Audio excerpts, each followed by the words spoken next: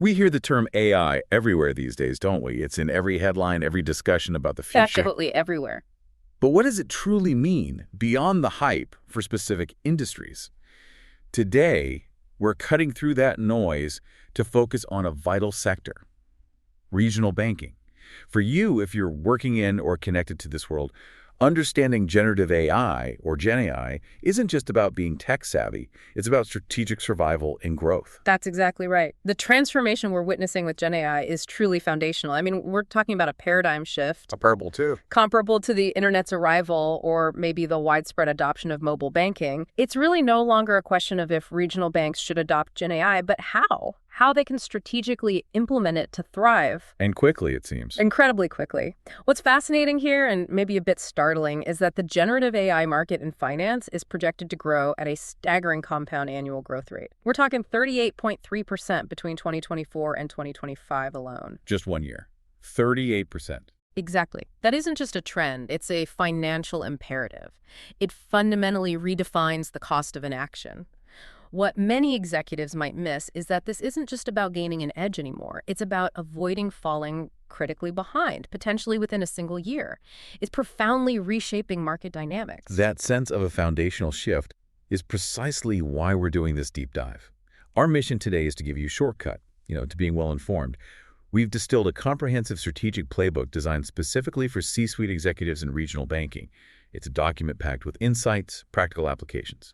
Really useful stuff. You'll understand the critical imperatives, the surprising opportunities, and also the significant challenges of GenAI adoption in this specific vital sector.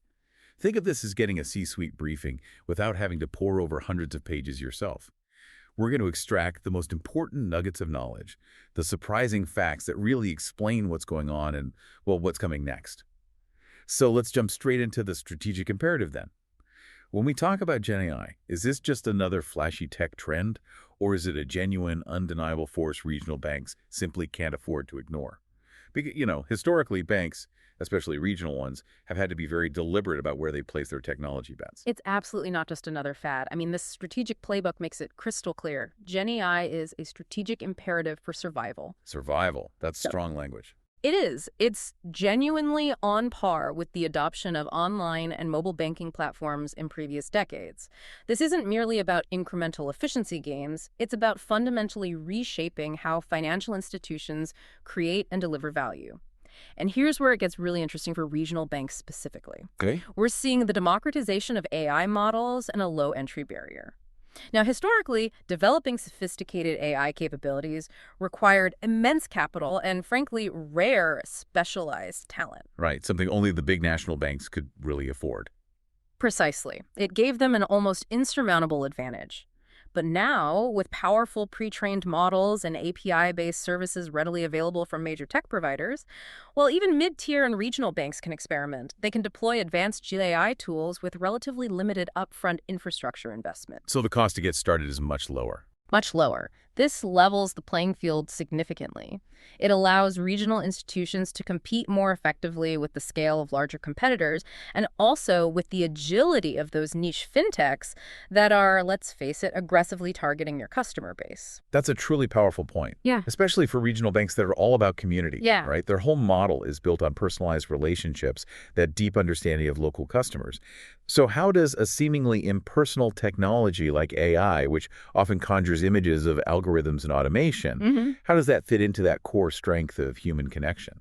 That's precisely the core opportunity, actually, and the playbook frames it beautifully as enabling humanity at scale. Humanity at scale. I like that. Yeah, it's a great way to put it. GenAI doesn't replace the human touch, it amplifies it. Regional banks have always thrived on personalized service, but delivering that consistently and efficiently as they grow, that's always been the challenge. GenAI provides the solution to this dilemma.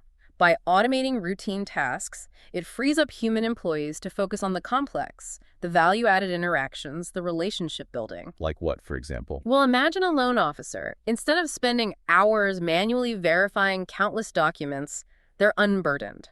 They now have more time to be truly consultative with the client, to understand their needs deeply. Or Yeah. think about a relationship manager.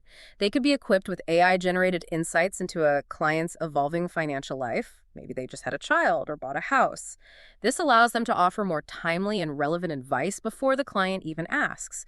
Even personalized marketing communications, when tailored by AI to individual needs and life events, can feel incredibly personal, not generic. So it feels less like an ad and more like helpful advice. Exactly. In this context, GenAI is a strategic enabler of the bank's brand promise. It allows them to extend their core differentiator, that personalized, empathetic service, across their entire customer base with, frankly, unprecedented efficiency. We've established that GenAI is a strategic imperative, and surprisingly, it can actually amplify human connection. Yeah. But for our listeners, the critical question is, what does this actually look like in practice, day to day, for a regional bank? Give us some tangible examples of these high-impact use cases you mentioned. It sounds like there's so much potential, but where do you even start? Right. The potential applications are indeed vast. They span really every facet of the organization, from the frontline customer interaction all the way to the back office engine room. The key for regional banks is identifying specific high-impact use cases that align with their core objectives. Usually that's enhancing customer satisfaction, improving operational performance, and mitigating risk. Makes sense. So let's look at some of the most compelling applications, maybe starting with the customer experience. Perfect. Where does GenAI make the biggest difference there? Let's begin where every bank interaction truly starts, with the customer onboarding and recommendations. GenAI is fundamentally reshaping that experience. Imagine slashing the time spent on processing complex forms. That's where intelligent document recognition, or IDR, comes in. IDR. Yeah, it's the AI that intelligently reads and understands documents, passports, IDs, proof of income, that sort of thing. It makes onboarding much faster, much smoother, and more secure. But beyond onboarding, GenAI truly excels at analyzing a customer's complete financial profile. Meaning their transaction history, spending patterns, even subtle life stage indicators derived from that data. It uses all this to offer highly tailored product recommendations. So instead of a generic ad for a savings account, Exactly. Instead of that generic ad, a bank can proactively suggest, say, a low-interest personal loan that fits their spending, or a flexible mortgage, or maybe an investment portfolio perfectly optimized for an individual's budget and goals. This data-driven approach has proven highly effective. There's an example, FinScore Global. They used AI for credit assessment and saw a remarkable 40% increase in credit issuance to previously underserved market segments. wow, 40%. So they found new customers they couldn't previously reach, essentially. Precisely. Expanding their reach while still managing risk effectively. It's not just about efficiency, it's about revealing newly viable customers and truly understanding existing ones at a much more granular level. That's truly transformative. Yeah. What about how customers actually interact with the bank? Are we talking about souped-up chatbots here? Is that the idea? Well, we're moving far beyond traditional rules-based chatbots. We're talking next-generation conversational banking. Here, sophisticated GenAI-powered virtual assistants, fueled by advanced natural language processing, can understand and respond to complex, colloquial customer queries. And they can do it 247. So they understand how people actually talk, not just keywords. Exactly. These intelligent agents can handle a really wide array of interactions. Checking account balances, initiating transactions, sure, but even providing personalized financial advice, acting almost as virtual financial advisors. This kind of always-on support meets modern customer expectations for immediacy and convenience. And does it work? The effectiveness is remarkable. Look at Federal Bank, for instance. They implemented a Google Dialogflow-based virtual agent. It achieved 98% accuracy in its responses and handled over 1.4 million queries annually. 1.4 million. Yeah, more than doubling their previous volume. Wow, there's a huge shift in how customer service is handled. It must free up human agents for the really complex issues, right? Absolutely, that's a key benefit. And speaking of interactions, what about marketing? Can AI make marketing feel less like, marketing? Lisa, yes. Haha, yes, absolutely. GenAI enables banks to shift from reactive marketing to truly proactive, event-driven marketing. By continuously analyzing transaction patterns and customer interactions, AI can identify key life events. Things like a marriage, a home purchase, the birth of a child. Things that often trigger financial needs. Precisely. This can trigger just-in-time marketing campaigns that offer exactly relevant financial products at the exact moment of need. Imagine flagging a mortgage customer who, based on recent rate changes in their profile, may now be eligible for a refinance. You can automate a campaign to connect them with a loan officer. That feels genuinely helpful. Right. This targeted approach not only increases the effectiveness of marketing campaigns and boosts cross-selling opportunities, but also strengthens the customer relationship. It demonstrates that the bank genuinely understands and anticipates their evolving needs. It makes marketing feel less like a sales pitch and more like a helpful suggestion from a trusted advisor. Now, while those customer-facing applications are highly visible, some of the most significant returns on GenAI investment actually come from optimizing the bank's engine room, driving operational performance and efficiency. Back office stuff. Exactly. Banks, regardless of size, are still heavily reliant on manual processes for tasks like data entry, account servicing, reporting, you name it. These routine activities are not just time-consuming and expensive, but they're also highly prone to human error. We've all been there. Right. GenAI is exceptionally well-suited to automate these repetitive tasks. It can process vast amounts of both structured and unstructured data with incredible speed and accuracy. By automating the back office, banks can unlock significant cost savings, minimize operational risk, and critically free up their human workforce to focus on more strategic, high-value pursuits. Any examples spring to mind? A compelling one is the Commonwealth Bank of Australia. They utilized an AI-powered document AI solution to process millions of documents daily. The result?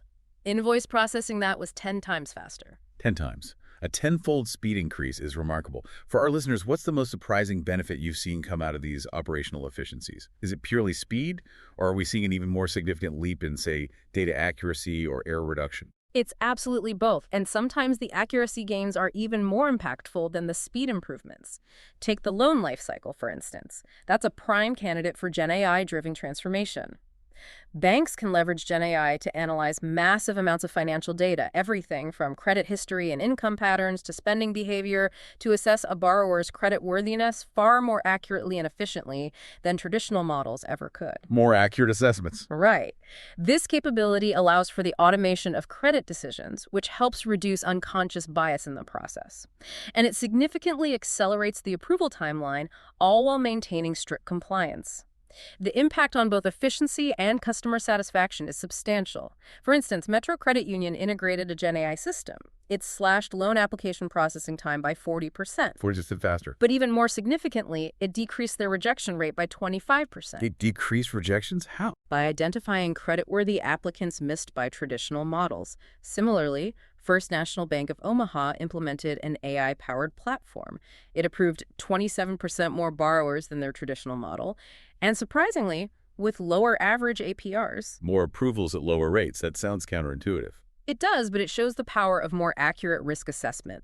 This isn't just about faster processing, it's about revealing newly viable customers and responsibly broadening access to credit for deserving segments. That's a huge win-win. Faster for the customer, more efficient for the bank, and expanding access. Wow. You mentioned GenAI as a co-pilot for employees earlier. How does that play out in terms of enhancing employee productivity and training? Are we talking about every employee getting an AI assistant? In essence, yes. It can be seen as a co-pilot for nearly everyone in different ways. Internally, for instance, AI-powered knowledge bases can serve as a single, consistently updated source of truth. For what kind of information? Bank policies, complex procedures, product information, all the stuff employees constantly need to look up. This is invaluable for onboarding new hires, ensuring consistent service delivery across branches, and just reducing the time employees spend searching for answers. South State Bank, for example, rolled out an internal enterprise version of ChatGPT. It was trained exclusively on its own internal documents. So it only knows their stuff. Exactly. The tool provides instant answers to complex policy questions, and the bank estimates it has delivered a 5- to 8-fold boost in productivity just by reducing research time from minutes down to mere seconds. 5 to 8 times faster. That's significant. It really is. And for customer service representatives specifically, AI agent assist tools can provide real-time guidance during calls. Like prompts on screen. Yeah, suggesting answers to customer queries, maybe even detecting signs of customer frustration based on tone analysis. This enables the agent to deftly get the conversation back on track and significantly improve first contact resolution. It's all about augmenting human capability, not replacing it. Okay, so beyond customer experience and operational efficiency, GenAI also plays a critical role in fortifying the bank's defenses. Security and risk. Always top of mind in banking. Absolutely. In this highly regulated and threat-prone banking environment, GenAI offers powerful new tools to strengthen risk mitigation and streamline compliance. I mean, look at the cybercrime projections costs hitting an astronomical $10.5 trillion globally by 2025. Data security is paramount. 10 trillion. Staggering. It is. And GenAI is particularly effective at advanced fraud detection. Why? Because it can analyze millions of transaction patterns in real time to identify unusual or suspicious behavior that might indicate fraudulent activity. Unlike traditional rule-based systems, AI can detect emerging fraud patterns and adapt to new threats continuously. It's not static. Then learns. It learns. It can analyze anomalies across multiple data points simultaneously: transaction type, geography, device, time of day, eliminating the bottlenecks and human errors of manual review processes. The results are transformative. Secure Bank, for example, implemented a GenAI-based system and reported a 50% reduction in fraudulent activities within the first year. A 50% cut in fraud. That's impressive. Fraud is such a constant battle, always evolving. But the regulatory landscape for banking is arguably even more daunting. Can GenAI truly help with that? Absolutely. The regulatory landscape for banks is complex and, as you know, constantly evolving. GenAI can serve as a kind of virtual compliance expert. It can automate the monitoring of transactions and operations to ensure they adhere to the latest policies and regulations. It can also be used to generate complex compliance reports more accurately and efficiently, minimizing errors that could lead to costly penalties. Fewer errors in compliance reports would make a lot of people happy. Definitely. And one particularly powerful use case involves using GenAI to analyze and summarize lengthy and complex regulatory documents. For instance, Citi famously used GenAI to sift through a massive 1,089-page regulatory proposal from the FDIC. It quickly broke it down into digestible key takeaways for its treasury organization. Digesting a 1,000-page document in moments, that's a real game changer for compliance departments. Saves countless hours, I imagine. Exactly.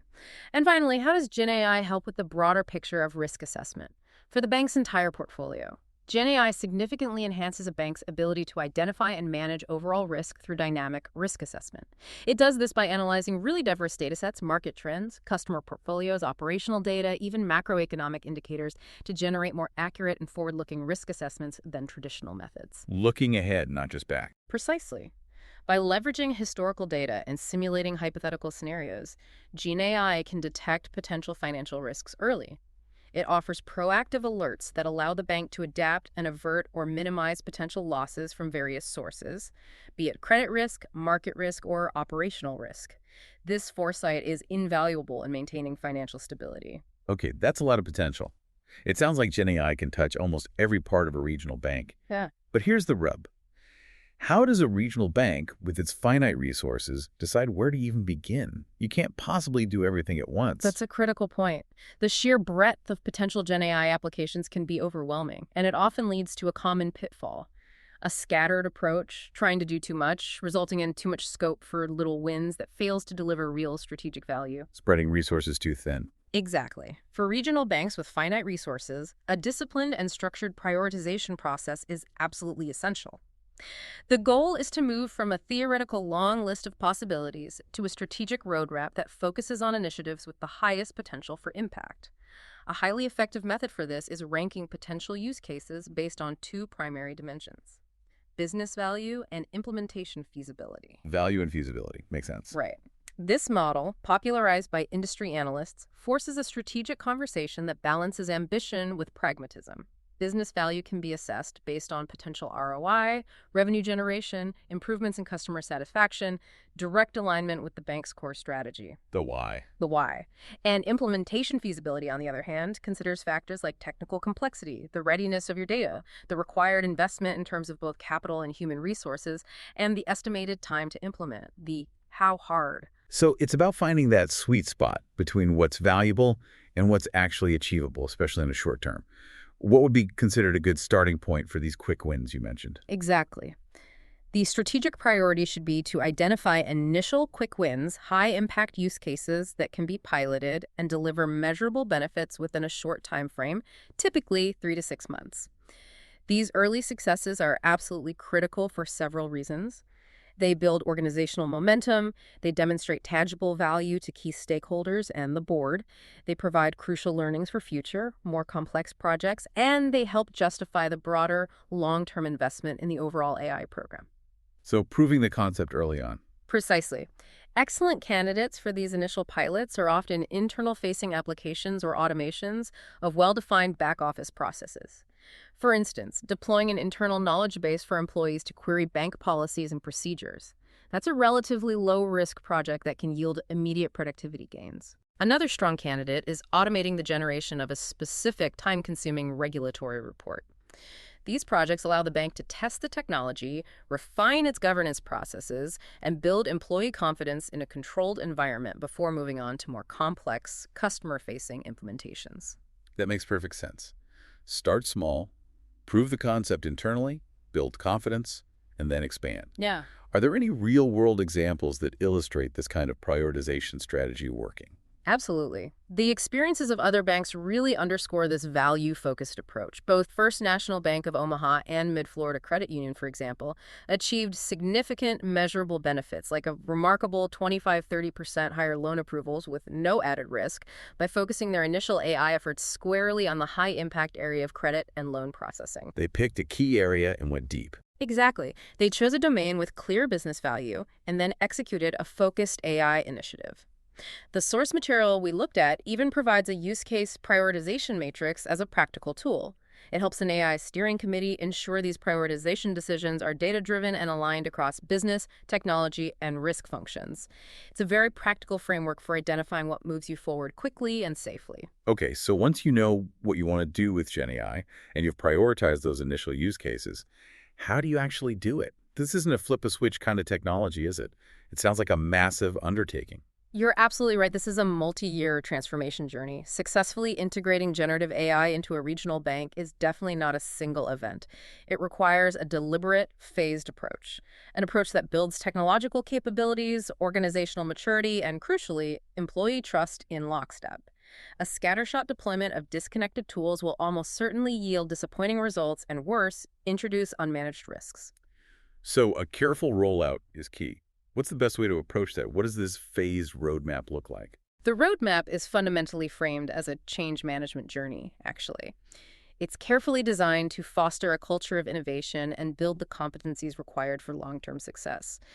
It typically breaks down into three main phases. The first phase, spanning approximately years 1–2, is dedicated to discovery and foundation. Laying the groundwork. Exactly. The primary objectives here are to build a solid baseline understanding of the technology, create robust governance structures, and critically demonstrate tangible value through those carefully selected pilot projects we talked about. This phase is all about learning, building confidence, and proving the business case in a controlled, low-risk manner. So it's about setting the stage and getting those initial wins. What are the concrete actions a bank should be taking in this foundational phase? What needs to happen first? The very first step, arguably, is establishing robust governance. This isn't optional, it's foundational. This should include a high-level AI steering committee. Think C-suite leaders, key business line heads. They're responsible for overall strategy, budget allocation, initiative management. The strategic oversight. Right. And reporting to this committee should be a cross-functional AI working group. This needs representatives from IT, risk, infosecurity, legal, compliance, and crucially, at least one business line advocate. This ensures GenAI adoption is an enterprise-wide effort from day one, not just siloed in IT. Concurrently, the AI steering committee must clearly define the business goals for the GenAI program. What are you trying to achieve? Efficiency, growth, better customer experience. Clear objectives. And crucially, develop a comprehensive ethical framework up front. This needs to address issues of bias, fairness, transparency, accountability. This commitment to responsible AI must be embedded from the absolute start. It can't be an afterthought. Okay, governance, goals, ethics. What about those initial use cases we discussed? How do they fit into this first phase? Following the prioritization framework we discussed, the bank should select 1 or 2 high-impact, low-risk pilot projects for this phase. Ideal candidates, again, are those internal-facing tools that solve a clear pain point, like that AI-powered knowledge base for employees, or an automation tool for a specific back-office report. The goal of these pilots is twofold. Achieve a quick, measurable win that builds momentum, and provide a safe sandbox environment for the organization to learn about the technology's capabilities and limitations. Learning by doing, safely. Precisely. This phase also marks the beginning of the AI talent roadmap. You need to start thinking about skills. The bank must identify or hire foundational risk and security roles. Specifically, an AI info security specialist crucial for managing data risks, especially with third-party models, and a model risk management expert. This is particularly important for banks approaching or exceeding the $10 billion asset threshold, where MRM scrutiny really ramps up. Key hires early on. Yes. And on the technology front, a thorough assessment of existing infrastructure is required. You need to identify data quality issues, storage and processing gaps, potential challenges with integrating into legacy systems. The success of this phase isn't just technical, it's about building effective governance and a culture of data-driven experimentation. Then, moving into phase 2, roughly years 2 to 4, the focus shifts to building the platform. Okay, scaling up. Exactly. With foundational knowledge and initial successes in hand, the core objective is to scale capabilities. You transition from those isolated point solutions to a more integrated horizontal AI platform. The bank aims to embed GenAI more deeply into its operational fabric and begin realizing more significant process-wide benefits. So this is where things really start to grow and connect. What are the key actions during this scaling phase? First, you scale those successful phase 1 pilots. You take the learnings and put them into action, expanding applications to broader deployment. For example, that internal employee chatbot, having proven its value, might now be adapted and scaled to become a customer-facing virtual assistant on the bank's website and mobile app. Taking it external. Right. Second, the strategic perspective shifts to horizontal integration and transformation. Instead of just standalone tools, GenAI should be embedded into broader finance and operational transformation initiatives. Think end-to-end processes. Like the entire lending process. Exactly, like integrating AI throughout the entire credit analysis workflow from data ingestion and risk assessment all the way through to memo generation and compliance checks. Connecting the dots. Connecting the dots. Third, the talent roadmap expands significantly. The bank will need to hire or train key technical roles.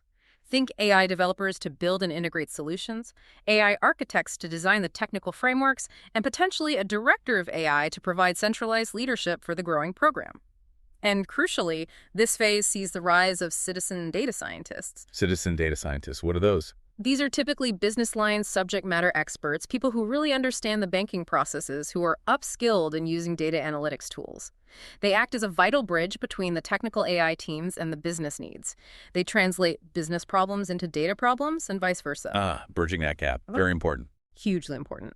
Finally, as GenAI use expands into customer-facing roles and more critical decision-making processes, the governance framework must mature alongside it. The bank should solidify its formal AI risk management framework and establish clear internal usage standards, especially regarding the handling of personally identifiable information, PII, and other sensitive data within AI systems.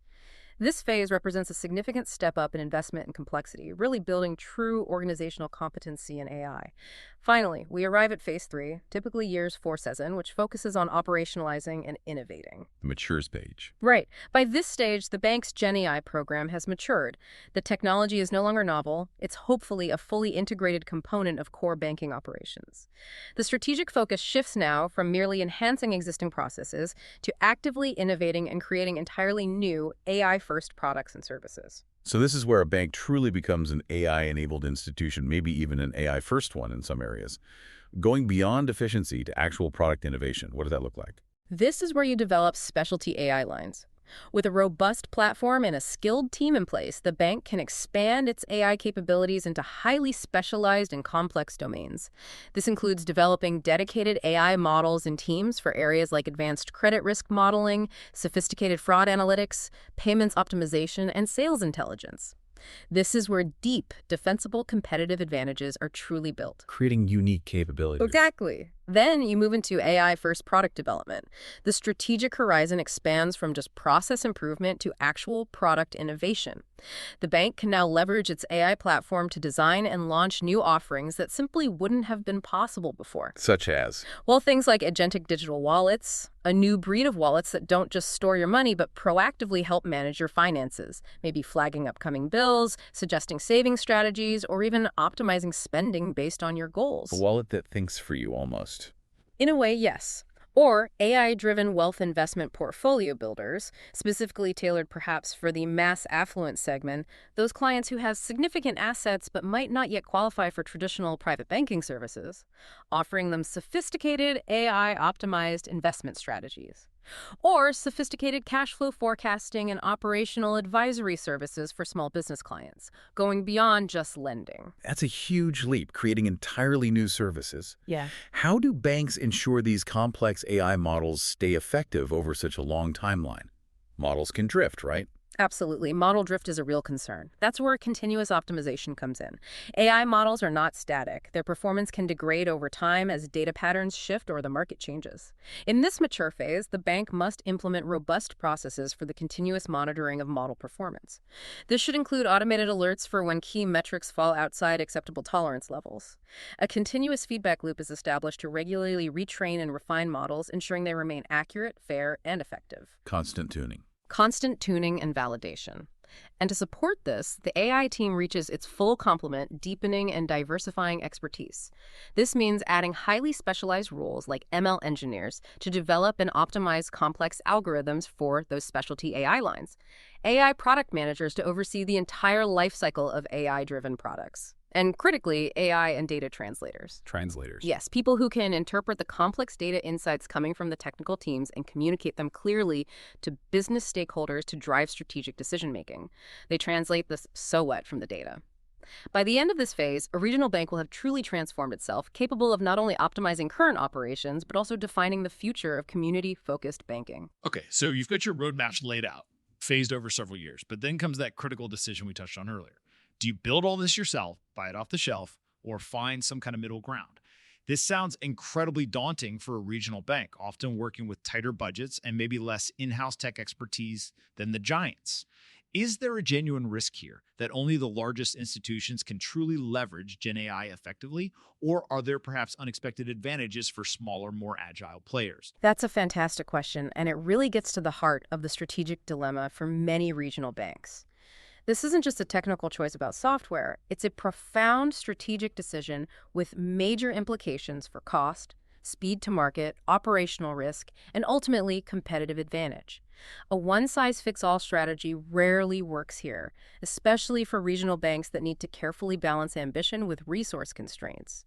What's fascinating and maybe challenging is just how nuanced this decision needs to be. Each sourcing pathway build, buy, or customize presents a unique set of advantages and disadvantages. The optimal choice really depends entirely on the specific use case, the bank's strategic objectives for that particular initiative, and its current internal capabilities and maturity. Let's quickly break down those strategic trade-offs if you choose to buy an off-the-shelf solution. The quickest option, usually. Generally, yes. The primary advantage is speed to deployment. A ready-made solution allows a bank to harness AI benefits quickly with minimal internal development effort. It also provides immediate access to the vendor's specialized expertise, and they typically handle ongoing maintenance and updates. The initial cost is generally lower, often with predictable recurring licensing fees. Okay, sounds good so far. What's the catch? The significant drawback is often a lack of customization. These products are designed for a broad market, which limits your ability to tailor them perfectly to your unique processes or data, potentially limiting true differentiation.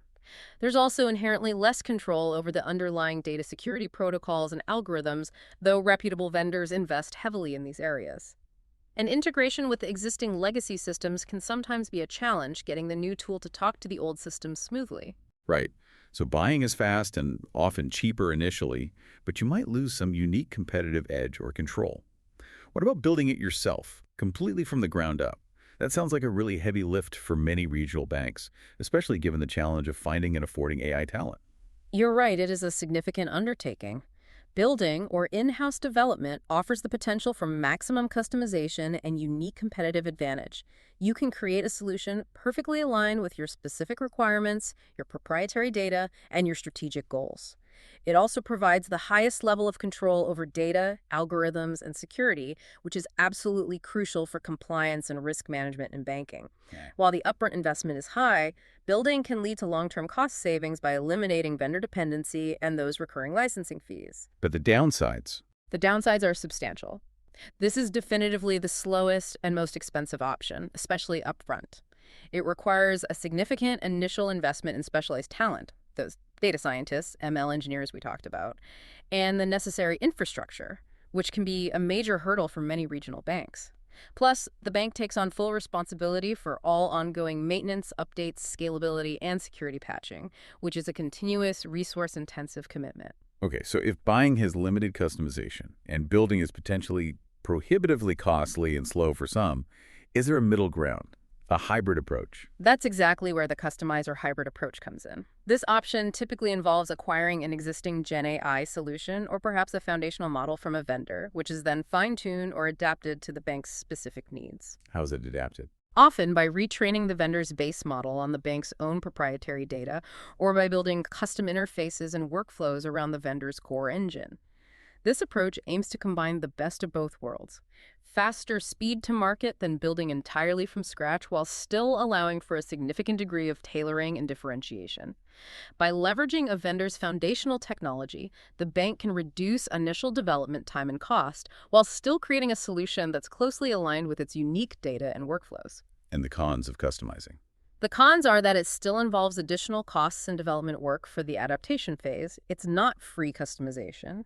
Your ultimate differentiation may still be limited by the capabilities of the underlying vendor framework, and maintenance can become a shared responsibility, requiring a good working relationship with the vendor alongside your own in-house expertise to manage the customized parts. This cost aspect seems crucial. You mentioned TCO, total cost of ownership. This is where it gets really interesting for the CFOs out there, isn't it? It's clearly not just the sticker price. There are these hidden, ongoing costs, especially with complex tech like AI. Can you break down the TCO for us in more detail? You're absolutely right. Focusing narrowly on just the initial acquisition cost, the price tag on the software, or the first year's license fee is a potentially costly mistake. A true assessment requires a comprehensive analysis of the total cost of ownership, looking out over the typical 3 to 5 year life cycle of the technology. This includes numerous, often hidden, ongoing expenses that can significantly outweigh the initial cost. A fundamental component of TCO, especially for GenAI, which can be compute-intensive, is the infrastructure decision, whether to host the solution on-premise within the bank's own data centers or run it in the cloud. On-prem versus cloud, the classic debate. How does it play out for GenAI? Well, for an on-premise solution, you have high initial capital expenditures, or CapEx. You're buying servers, GPUs, which are critical for AI, storage, cooling systems. For instance, a powerful enterprise-grade server designed specifically for intense AI workloads can be a very significant initial investment, potentially hundreds of thousands of dollars depending on the scale. But that large upfront outlay, surprisingly perhaps, could lead to far lower total costs over time compared to cloud services, but only if you have continuous heavy usage. Over a 5-year period of continuous operation, a system like that is estimated to cost approximately $872,000 in total, including hardware, power, cooling, maintenance. Okay, almost 900 carats over 5 years for heavy use on-prem. What about the cloud? Ah, No big upfront cost. right. For the cloud model, you generally eliminate that large CapEx in favor of a pay-as-you-go operational expenditure, or OpEx, model. Sounds attractive. However, for high utilization AI workloads, things running constantly like fraud detection, these cloud costs can escalate dramatically. That same continuous workload running on a comparable on-demand cloud instance could cost over $4.3 million over 5 years. $4 million. Yeah. Compared to less than $1 million for on-prem, that's a huge difference. It's massive. Even with significant discounts that cloud providers offer for 1-year or 3-year commitments, the cloud cost for that continuous workload remains substantially higher, estimated at $3.4 million with a 1-year commit discount, or $2.4 million with a 3-year commit discount, still significantly more than the on-prem TCO. So for continuous heavy workloads like core AI functions, on-premise could actually be significantly cheaper in the long run. That's a huge point. Potentially counterintuitive for some, What's the break-even point for that? How much usage makes on-prem cheaper? For regional banks making this decision, the critical calculation is that utilization threshold. The analysis shows that for a high-performance workload, if the system is used more than approximately 5 to 9 hours per day, depending on the specific cloud discount plan you compare against an on-premise deployment, actually becomes more cost-effective over that 5-year horizon. 5 to 9 hours a day. So anything running more than a standard workday, basically. Pretty much. This makes on-premise a very viable, even potentially preferable consideration for core, continuously running applications like real-time fraud detection or intensive credit scoring models where the usage is consistently high. It challenges the default assumption that cloud is always cheaper. Fascinating. And beyond the infrastructure costs on-prem or cloud, what are some of those other hidden costs that often get overlooked but can really add up significantly? Beyond the hardware or cloud instance costs, the C-suite must absolutely budget for several other significant ongoing expenses that are often underestimated in initial business cases. First, integration. Connecting new GenAI capabilities with the bank's existing core banking systems, CRM platforms, and other legacy technologies can be a complex and expensive undertaking. This often represents a substantial portion of the total project budget, sometimes even exceeding the cost of the AI software itself. Getting everything to talk to each other. Exactly. Second, maintenance, support, and upgrades. Ongoing maintenance typically consumes 10–20% of the annual AI budget. For enterprise-grade systems, this can easily range from $5,000 to $20,000 per month just for vendor support or internal team time. And crucially, postponing necessary upgrades to save money in the short term can lead to significant technical debt that compounds over time, potentially increasing future migration or upgrade costs by as much as 600%. Ouch. Pay now or pay a lot more later. Precisely. Third, talent. We've touched on this, but the cost of acquiring and retaining specialized AI talent data scientists, ML engineers, prompt engineers, AI architects is a significant and ongoing operational expense, especially in a competitive market. And finally, governance and compliance. Ensuring responsible use and regulatory adherence is not free. This includes the costs of developing AI-specific policies, monitoring and auditing AI systems for bias, accuracy, and drift, maintaining detailed records and audit trails for regulators. This can easily add $10,000 to $100,000 annually, depending on the scale and complexity of the AI deployment. These are the costs that can sneak up on organizations if they're not explicitly planned for from the outset. That's a really comprehensive breakdown of the true costs involved. So given all these complex trade-offs, speed versus control, build versus buy for customized and these significant hidden TCO elements, what does this all mean for someone charting this course for a regional bank? Is there a generally recommended approach? Yeah. Given the complex trade-offs and those significant TCO considerations, a single monolithic sourcing strategy saying we will always build or we will always buy is probably ill-advised for most regional banks. The most pragmatic and likely the most effective path forward is a hybrid portfolio-based approach. This means you match the sourcing method, build, buy, or customize to the specific use case and the bank's strategic goals for that particular initiative, considering its current maturity level. A mix and match strategy. Exactly. This allows the bank to dynamically balance speed, cost, risk, and differentiation across its entire GenAI program. It transforms the build versus buy question from a single daunting fork in the road into an ongoing dynamic management exercise for the AI steering committee. So it's not a one-time decision at the beginning, but rather an evolving strategy that adapts depending on the bank's maturity and the specific project at hand. Precisely. Let's walk through how that might look across the phases we discussed earlier.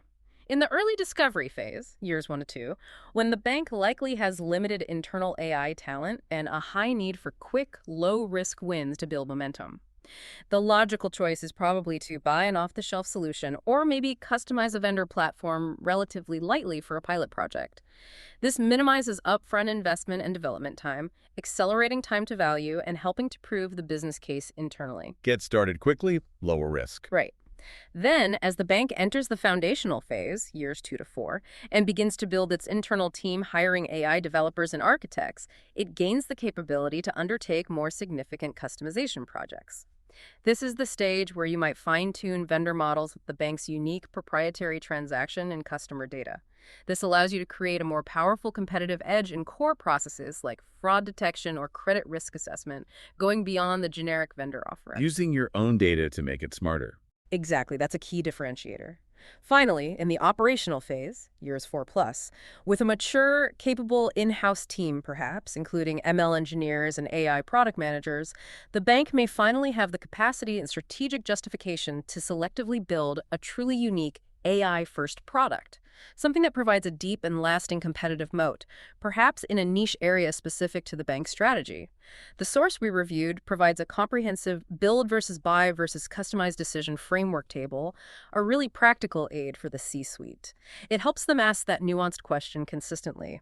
For this specific use case, at this stage of our journey, what's the right sourcing mix? Okay, we've talked about the why, the strategic imperative, the what, the use cases, and the how, the phased roadmap, and the build, buy, customized decision.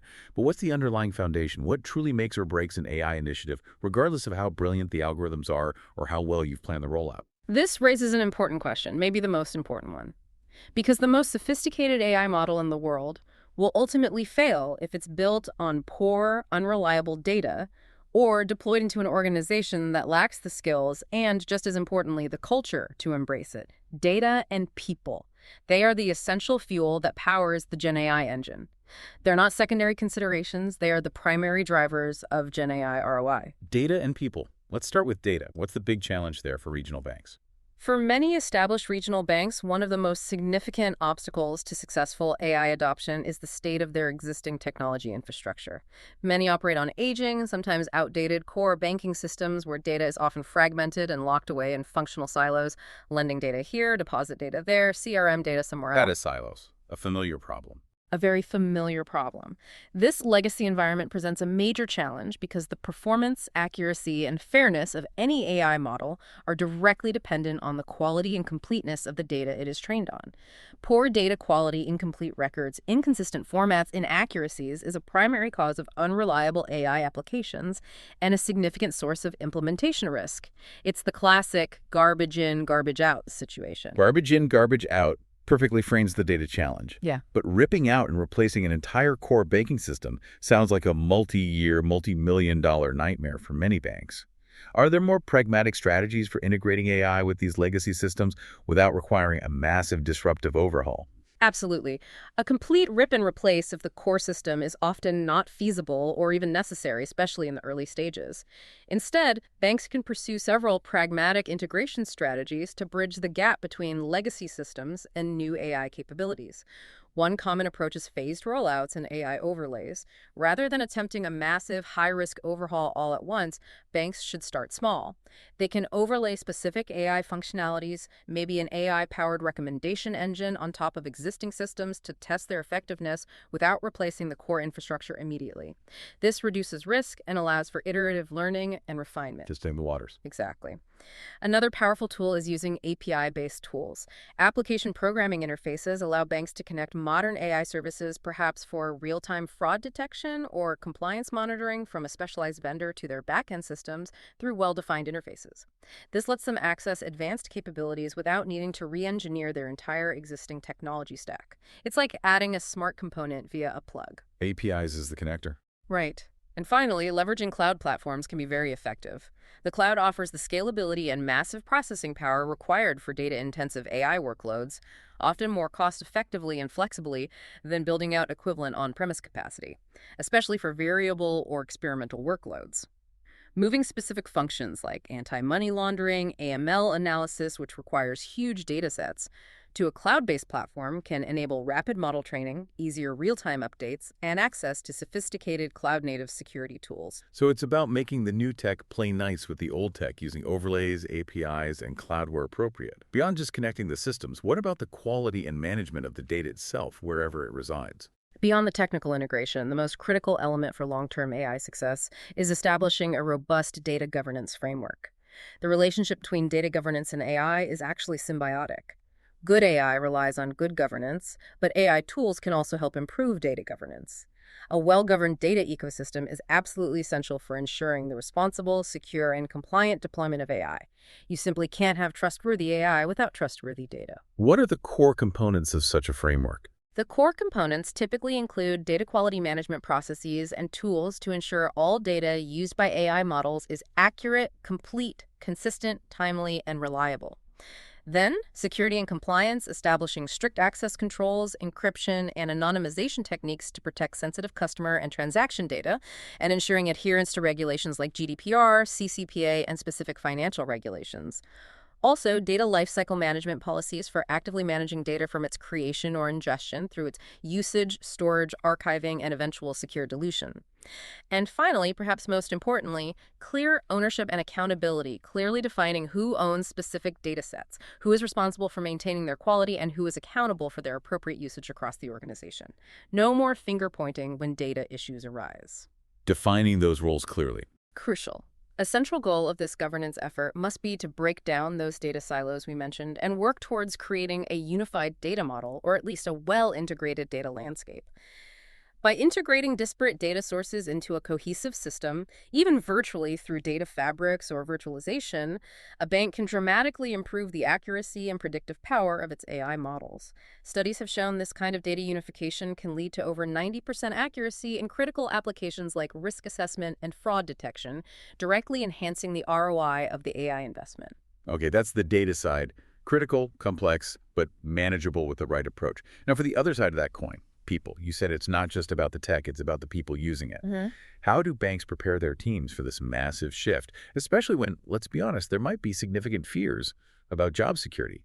AI is coming for my job is a common worry. It is a common worry, and a legitimate one that needs to be addressed head-on. A powerful GenAI tool deployed in an organization without the skills to use it effectively or the culture to trust and adopt it is ultimately just a wasted investment. The human element is the second, equally critical pillar for success. Building a future-ready workforce for the AI era requires a dual strategy.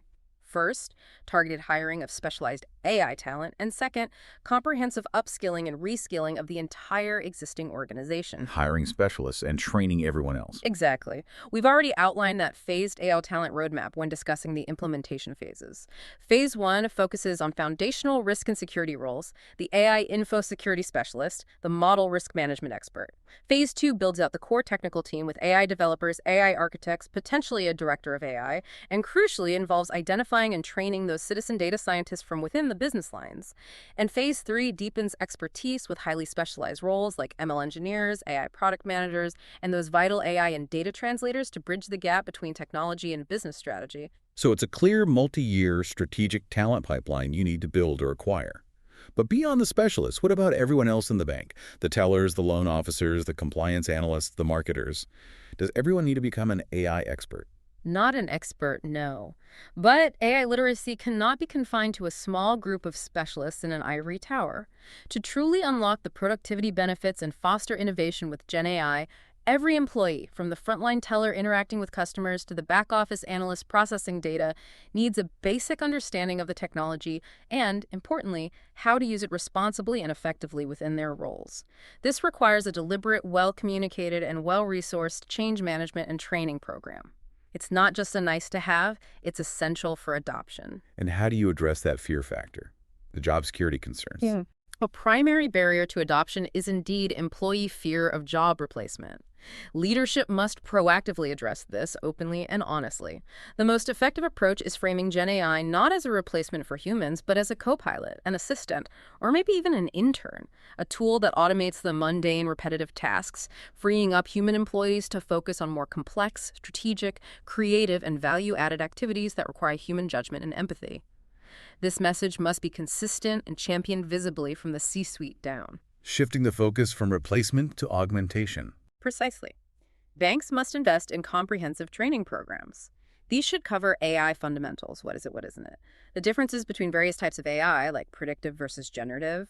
Practical skills like basic prompt engineering, how to ask the AI good questions, and, most importantly, the established ethical guidelines and internal policies for safe and compliant use. What data can you put in? What outputs can you trust? Employees must be taught to apply critical thinking and a healthy dose of skepticism to GenAI outputs. They need to understand that the AI might get them 80% or 90% of the way there, but human validation, oversight, and judgment are absolutely essential, especially for critical tasks. Don't blindly trust the machine. Never blindly trust the machine. And finally, you need to actively foster an AI-ready culture. Banks should identify and empower internal AI champions, employees who are early adopters, enthusiastic about the potential, and can share their successes and learnings with peers.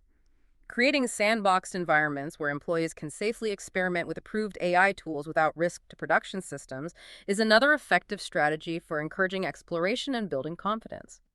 Establishing a formal feedback loop allows executives to learn how AI is actually being used on the ground, identify emerging best practices, and disseminate effective applications across the organization.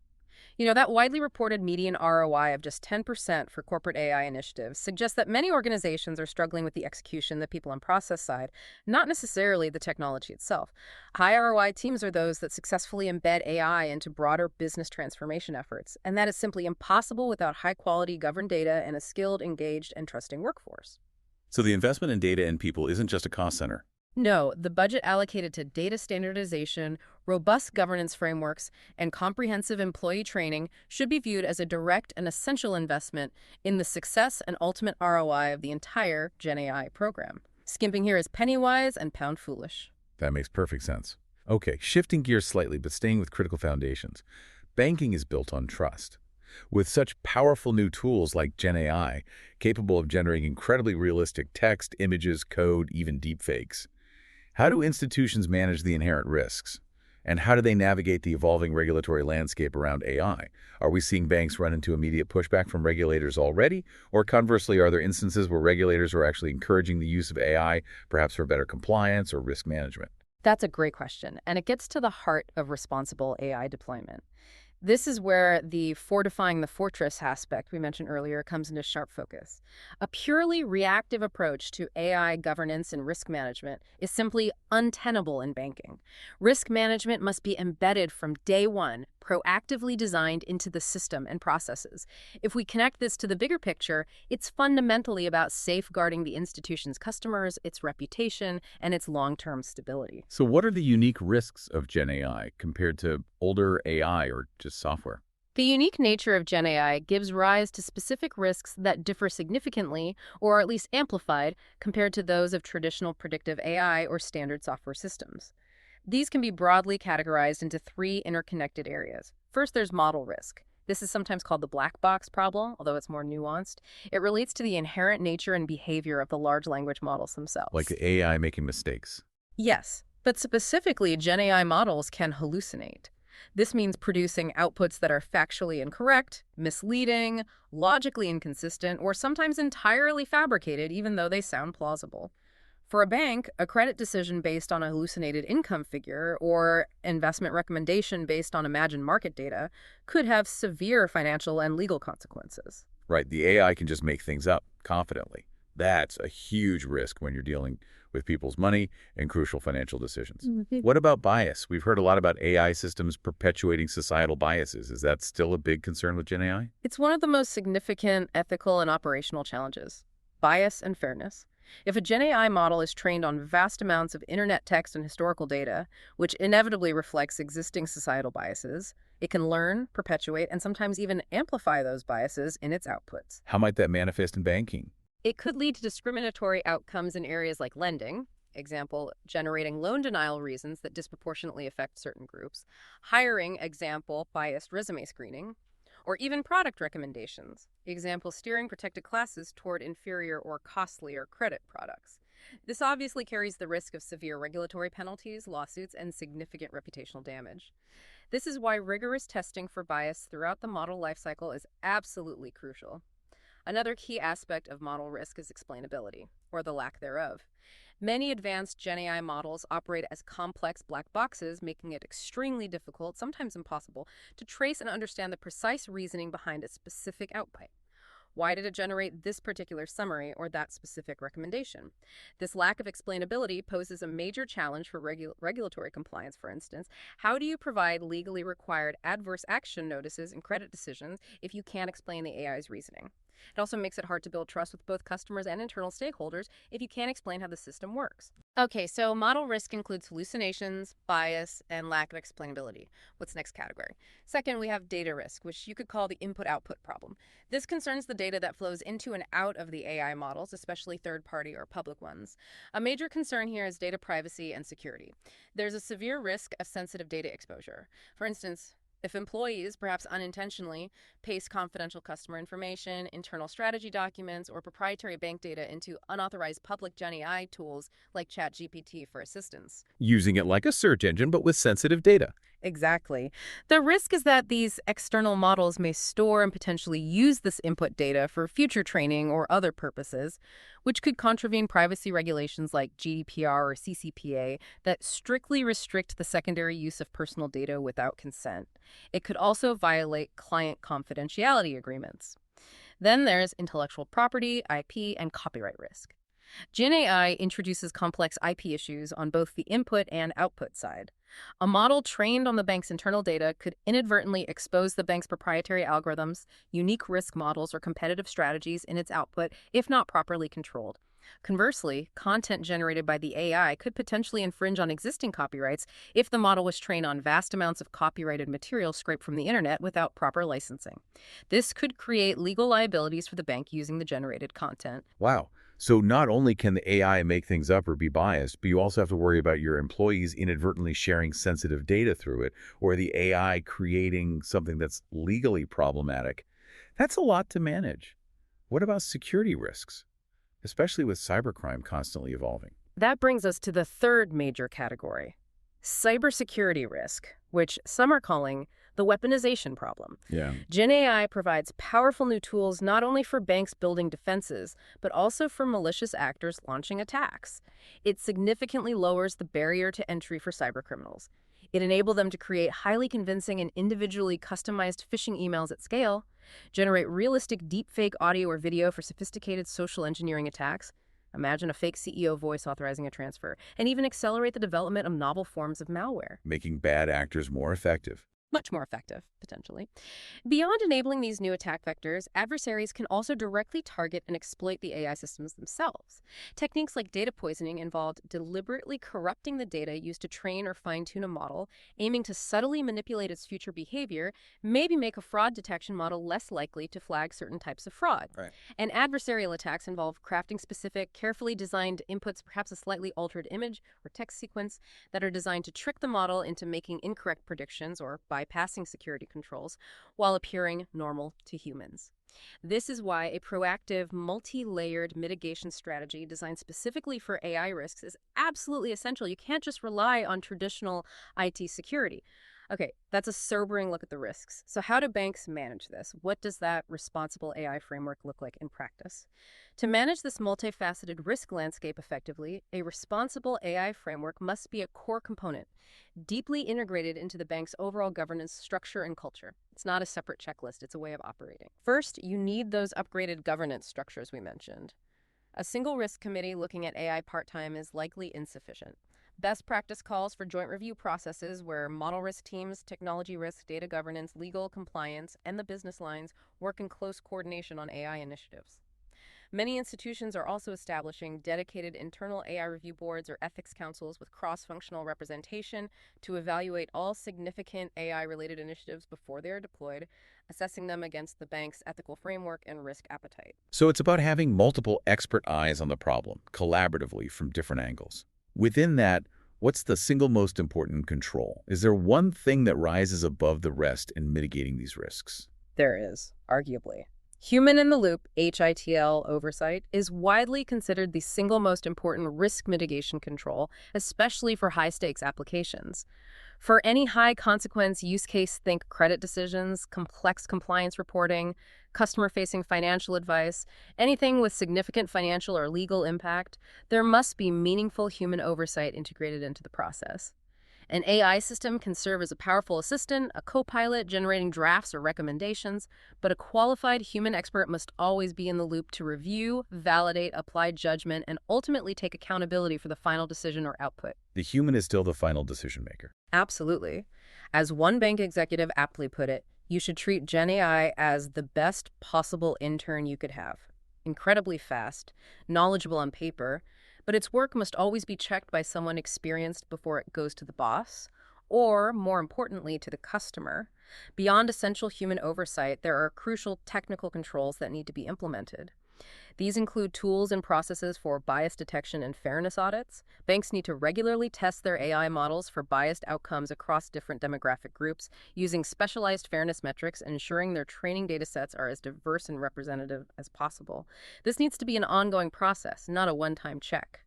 Another critical technical control, especially to combat those hallucinations we discussed, is retrieval augmented generation, RAGI. Yes, RA.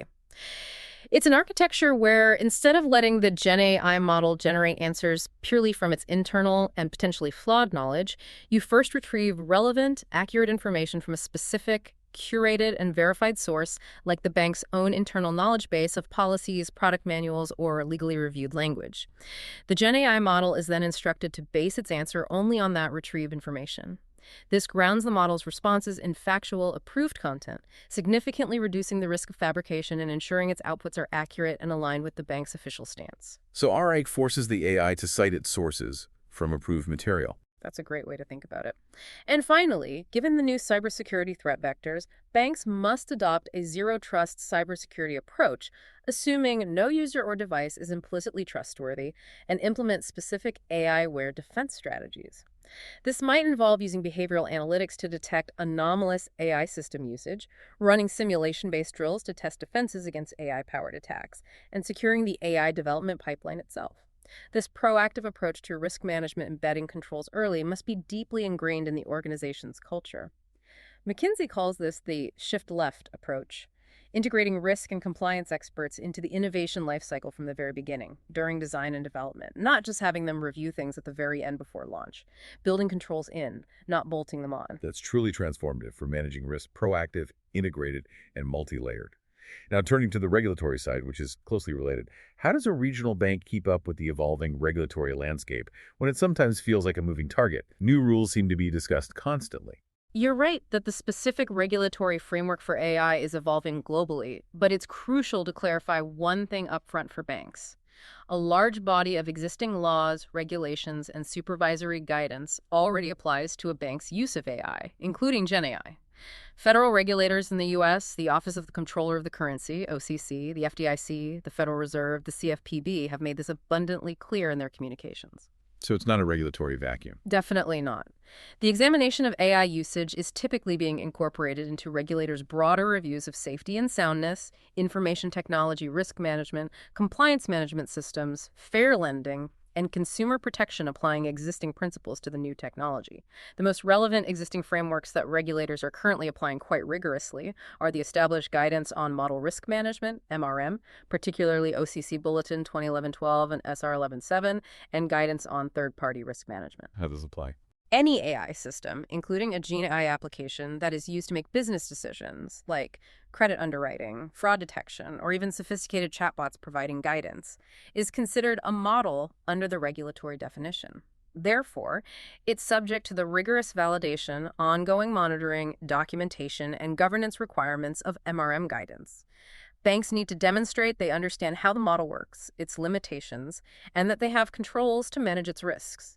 Similarly, if a bank is using a third-party vendor for its AI solution, which is common, as we discussed, it remains responsible for conducting thorough due diligence on the vendor's capabilities, security, and compliance, and for ongoing oversight of the vendor relationship, as required by well-established third-party risk management principles. You can't outsource the responsibility. Okay, so even if there isn't a specific GenAI law on the books yet, regulators are already actively looking at these systems through existing demanding lenses like MRM and third-party risk. What are they specifically flagging or focusing on in their recent communications or exams? Recent communications and actions from regulatory bodies provide further insight into their current posture. The OCC, for example, has explicitly stated it is seeking input from community banks on the challenges they face in adopting AI. Their stated goal is to potentially develop specific guidance and tools to help smaller institutions modernize and remain competitive using AI responsibly. This signals a stance that is perhaps proactive and supportive of innovation, but also clearly watchful. At the same time, a recent Government Accountability Office (GAO) report confirmed that all the major federal banking regulators are actively conducting reviews of AI use at financial institutions as part of their supervisory processes. While these reviews found risk management practices to be largely satisfactory at the major banks reviewed so far, the report also significantly flagged that current risk ratings assigned by regulators do not yet explicitly capture AI-specific risk factors. This suggests regulators are still evolving how they formally assess and rate AI risks. So they're looking, learning, and likely refining their approach. What should banks be doing now? Given this environment, regional banks must adopt a posture of proactive compliance. This means not waiting for explicit AI regulations to be issued, but rather rigorously applying the principles of existing guidance, MRM, fair lending, data privacy, third-party risk to all the GenAI initiatives from the outset. Practically, this means maintaining detailed audit trails for all significant AI-driven decisions, ensuring model transparency and explainability wherever possible, or implementing strong compensating controls if full explainability isn't feasible, and meticulously documenting all aspects of the AI lifecycle from data sourcing and model training methodologies to validation testing results, ongoing performance monitoring, and governance decisions. This documentation will be absolutely critical for demonstrating a sound, proactive, and comprehensive risk management posture to examiners and auditors when they ask. The source material we've been discussing even provides a very useful generative AI risk register and mitigation checklist as a practical tool. It's something the Chief Risk Officer and the AI Steering Committee can use to systematically identify potential risks across different domains, model, data, security, ethical, and track the implementation of mitigation controls, ensuring no stone is left unturned. That sounds incredibly useful for operationalizing risk management. Okay, we're nearing the end of our deep dive. Ultimately, for any big strategic investment like GenAI, it comes down to proving the value. How do you actually measure success with something as broad and potentially transformative as GenAI? How do you show the board, the investors, that it's actually worth the significant cost and effort? This raises an important question, maybe the ultimate question for the C-suite. How do we measure the return? The true value of GenAI often extends far beyond simple, direct cost savings. A comprehensive measurement framework is needed to capture both the tangible financial benefits and the more strategic, sometimes harder to quantify advantages. A narrow focus on using GenAI solely for cost reduction, just automating tasks to cut headcount, is often a race to the bottom and fundamentally misunderstands its strategic potential. While efficiency gains are certainly an important and often the most immediate benefit, the most transformative returns frequently come from leveraging GenAI to generate better insights, drive top-line revenue growth, enhance customer value, and build a sustainable competitive advantage. A holistic view of ROI is essential. So it's not just about cutting costs on the expense line, but also about growing revenue and strengthening the bank's position. What are these different types of benefits we should be tracking? Exactly. We can think about the value drivers in a few key categories. First, yes, efficiency gains. This is the most straightforward to measure. It includes time saved on manual tasks, direct reduced operational costs from automation, like lower call handling times, and improved overall employee productivity, allowing staff to handle more volume or complexity. For example, Moody's reported that users of its GenAI research assistant saved, on average, 27% of their time previously spent on research tasks. That's a direct efficiency gain. Second, enhanced insights and decision-making. GenAI's ability to analyze vast, complex datasets and surface non-obvious patterns leads to demonstrably better, faster, and more informed decisions across the bank. This translates into things like more accurate credit risk assessments, reducing loan losses, more complete information for financial analysis and forecasting, and a deeper, quicker understanding of market trends or customer behavior, which in turn reduces risks and uncovers new strategic opportunities. Better decisions driven by data. Right. Third, revenue growth and customer value. This category captures the direct top-line impact. It includes increased revenue from more effective, personalized cross-selling and upselling campaigns, the potential development of entirely new AI-driven products and services that generate new fee income, and higher customer retention rates, and increased lifetime value resulting from hyper-personalized experiences and proactive service. And fourth, strategic advantage and risk reduction. These benefits are often the most difficult to quantify precisely in dollar terms, especially up front, but they can be the most valuable in the long run. They include things like gaining a first mover advantage in the market with transformational AI initiatives, achieving an improved overall competitive position relative to peers, and building a significantly stronger risk posture through enhanced fraud detection, improved compliance monitoring, and more dynamic risk assessment. The importance of adopting this broad, value-focused perspective from the start is underscored by that recent industry data we touched on earlier. Remember the Boston Consulting Group survey of finance leaders? It found that the median reported ROI on AI and GenAI initiatives was a surprisingly low 10%, with a full third of leaders reporting limited or even no tangible gains yet. Only 10% median ROI. It's not great. Why so low?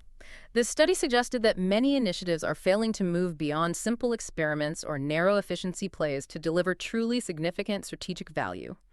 It found that the high ROI teams, those achieving substantial returns, were the ones that focused relentlessly on value from the very start of the initiative, deeply embedded AI into broader business transformation efforts, not just isolated tech projects, and prioritized use cases like risk management, forecasting, and customer personalization that demonstrably delivered significant business impact, not just minor internal efficiency tweaks. So focusing on real value creation is key. What does this look like in practice then? If you need this holistic view, what are the actual metrics you should be tracking on a dashboard to see if these GenAI initiatives are truly working across all those different types of value? To effectively track this holistic view of value, the AI Steering Committee needs a comprehensive Key Performance Indicator, or KPI, dashboard. This dashboard shouldn't just be a list of technical metrics. It needs to be multi-layered, consciously connecting low-level technical performance metrics like model accuracy to mid-level operational metrics like process speed, and ultimately to high-level financial and business outcomes like revenue growth or risk reduction. This creates a crucial common language around AI success, fostering alignment and shared understanding between the technical teams, the business stakeholders, and the executive leadership. Everyone needs to agree on what good looks like. Can you give some examples of KPIs you might see in each layer? Sure. The source material provided some great illustrative examples. At the base level, you'd have model and system quality KPIs. Things like the core model accuracy or error rate, maybe a specific groundedness score for those RO'd models to measure factual accuracy, and basic system uptime and latency to ensure reliability. Moving up, you'd track operational efficiency KPIs. Examples include process completion time for key automated tasks like loan underwriting, average handle time for AI-assisted customer service interactions, and direct cost savings attributed to automation in specific departments. Okay, technical and operational metrics. What about the impact on the customer and the bank's actual bottom line? Exactly. For customer impact and adoption, you'd want to track things like the user adoption rate of the new AI tool, are employees or customers actually using it, related customer satisfaction, CSAT, or Net Promoter Score, NPS, trends for AI-enhanced interactions, and maybe the call or chat containment rate, what percentage of customer queries are successfully resolved by the AI without needing human intervention. And finally, linking it all to the top level, the financial and business value KPIs. This includes the overall calculated return on investment, ROI, for the initiative, measured revenue uplift or improved conversion rates from AI-driven marketing or sales efforts, the quantifiable reduction in fraud losses achieved by new detection models, and maybe the reduction in false positives generated by risk models, which measures efficiency by reducing unnecessary manual reviews. This kind of comprehensive dashboard is much more than just a measurement exercise. It becomes a powerful governance tool. It forces that crucial cross-functional alignment from the outset because the CTO, the COO, the CFO, and the CRO all need to agree on the shared definition of success and the metrics used to track it. A shared scorecard. Exactly. It becomes a central artifact for governing the entire AI program. It provides an essential early warning system if key metrics, whether it's model accuracy drifting, user adoption stalling, or risk levels unexpectedly rising, begin to deviate from their targets. This transforms the KPI framework from just being a rearview mirror looking at past performance into a dynamic steering wheel that helps guide the entire program, ensuring it remains constantly tethered to tangible business value and core strategic goals. And with a robust KPI framework like that in place, the C-suite is then much better equipped to effectively build and communicate the business case, not just for the initial investment in GenAI, but for a continued investment in scaling over time. This involves translating those operational and customer impact KPIs into a clear, compelling financial narrative that resonates with the board and investors. A powerful way to frame this narrative, especially for managing expectations, is to use a model like Gartner's, which suggests setting different primary ROI expectations based on the type of GenAI initiative being proposed. This acknowledges that not all AI projects deliver value in the same way or on the same timeline. So it's about matching the ROI story and the key metrics to the project's scope and intended timeframe. What does that look like specifically? Exactly. For those quick wins, we talked about initiatives with an expected time to value of less than 1 year, like internal productivity tools or simple back office automations. The business case should be built primarily on clear efficiency and cost-saving KPIs. The argument is straightforward and tangible. This investment will save X hours of employee time per week, translating directly to Y dollars in productivity gains and Z dollars in reduced operational costs within the first year. For more ambitious differentiating use cases, those with a typical time to value of 1 to 2 years, perhaps like launching a personalized lending recommendation engine or significantly enhancing fraud detection capabilities, the business case should focus more heavily on revenue generation, risk reduction, and customer satisfaction KPIs. The argument here is more complex, but also potentially much more powerful. This investment is projected to lead to an X% increase in loan conversion rates, a Y% reduction in fraud losses, saving the bank millions, and a Z-point increase in our net promoter score, driving significant top-line growth and improving long-term customer retention. And for the big long-term bets. Finally, for truly transformational initiatives, those with a longer time to value, often more than 2 years, like developing a completely new AI-first advisory service or fundamentally re-architecting a core process around AI, the business case must often be built primarily on strategic benefits, as direct financial returns may be harder to quantify precisely upfront. The argument here focuses on securing crucial first-mover advantage, capturing significant market share in a new area, or fundamentally strengthening the bank's competitive position and relevance for the future. This kind of structured, phased approach to defining and measuring ROI is strongly supported by compelling market data emerging now. Remember that Google Cloud report we mentioned? It found that 90% of financial services firms who already have GenAI in production are reporting tangible revenue gains of 6% or more. And significantly, half of them are seeing employee productivity at least double in the areas where GenAI was deployed. 90% seeing revenue gains, half seeing productivity double. Right. These kinds of powerful external data points provide strong validation for the potential returns. They can be incredibly useful for building confidence with the board and other skeptical stakeholders that the investment in GenAI is not just some speculative technological experiment, but increasingly a proven driver of measurable financial success and strategic necessity. Wow, what a deep dive. We have really covered a huge amount of ground today. Everything from why GenAI is an absolute must-do for regional banks, really challenging that maybe it's just a fad perception, all the way through to how they can strategically implement it using a multi-phase roadmap, how to navigate that critical build-buy customized decision, and crucially, how to manage the significant risks involved, all while focusing on measuring real, tangible returns. It's crystal clear this isn't just about adopting a new piece of technology. It's really about transforming the very heart of community banking for the future. I agree. If we connect all these threads back to the bigger picture, what it means is that by embracing GenAI, thoughtfully and strategically, regional banks aren't just trying to survive in the face of competition from megabanks and fintechs. They actually have an opportunity to reinforce their unique position. They can deliver on their core promise of humanity at scale, using the technology to amplify their foundational strength in personalized relationships, offering both high-tech and high-touch service, and ultimately securing sustainable long-term growth in a rapidly evolving financial landscape. Taking their traditional strengths and supercharging them with AI. So a final thought for you, our listener, to take away from all this.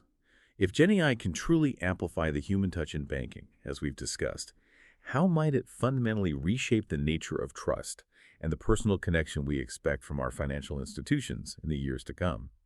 What does relationship banking look like when it's powered by these incredibly intelligent tools?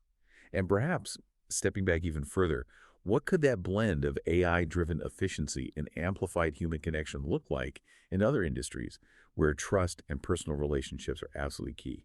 Healthcare, education, professional services. Definitely something to mull over as you go about your day. Thanks so much for joining us for the deep dive, and we genuinely hope this detailed exploration helps you feel well-informed and perhaps better prepared to tackle the future of finance, whatever your role in it may be.